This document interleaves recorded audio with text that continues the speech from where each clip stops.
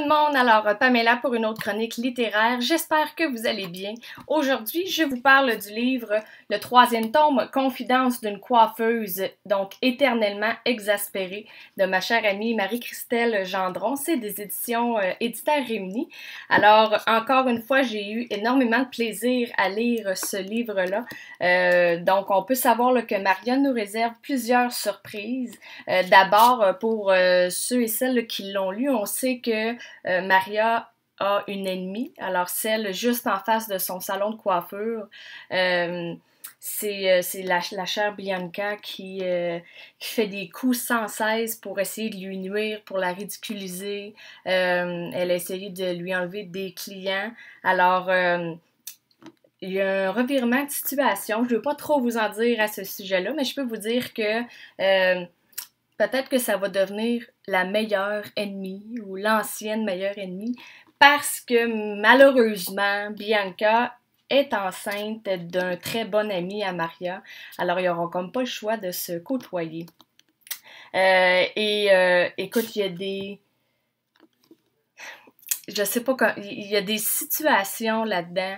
Je peux pas garantir là, que c'est ce qui lui arrive à Marie-Christelle, l'écrivaine, mais je me doute que oui, c'est ridicule.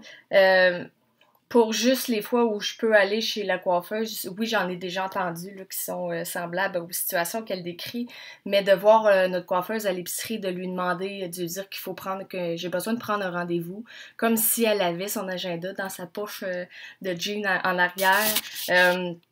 Ceux ou celles là, qui veulent changer de couleur pendant je veux être blonde. Ok, tu vois, j'ai une confession, ça je le fais. Alors, je veux être brune. Et là, un coup, je suis brune, je veux des mèches blondes. Et là, quand j'ai des mèches blondes, je trouve qu'il y a trop de repousse, je veux retourner au brun.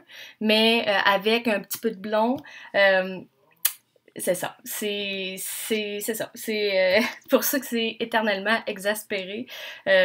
Mais le service à la clientèle, sérieusement, surtout dans ce tome-là, moi j'ai appris que les coiffeuses, il faut qu'il y ait énormément de patience. Je dois admettre également que c'est mon préféré des trois. Je sais pas si c'est parce que le personnage est un peu dans ma tranche d'âge. Je me suis sentie beaucoup plus près d'elle, beaucoup plus près de ses émotions, de ce qu'elle vivait, de ses déceptions, mais aussi de ses réussites. Hein? C'est pas... c'est ça. Il va aussi avoir son chum qui... Oh mon Dieu, moi j'étais exaspérée par lui. Beaucoup de choses qu'il va planifier pour lui faire plaisir, mais il oublie tout le temps un petit détail, que c'est elle qu'il va falloir qu'il gère avec les conséquences ou peu importe. Alors, super intéressant. Le dernier, j'aime jamais dire ça que c'est le dernier.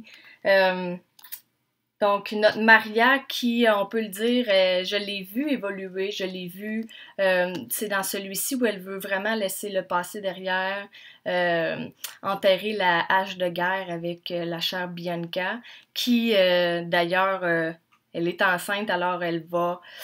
est-ce qu'elle va continuer de son salon de coiffure juste en avant de celui de Maria? Ça, je vous laisse le découvrir, mais... c'est une série à lire, c'est drôle, on se reconnaît dans certains personnages, dans certains clients de coiffure. Moi, ça me fait rire. J'ai même écrit à Marie-Christelle à 2-3 reprises en, en faisant une situation à 2-3 personnages en même temps concernant mes cheveux, comme si je lui demandais de me faire ça parce que je trouvais ça ridicule mais drôle en même temps. Bref, un livre à lire, le troisième tome, Confidence d'une coiffeuse de Marie-Christelle Gendron.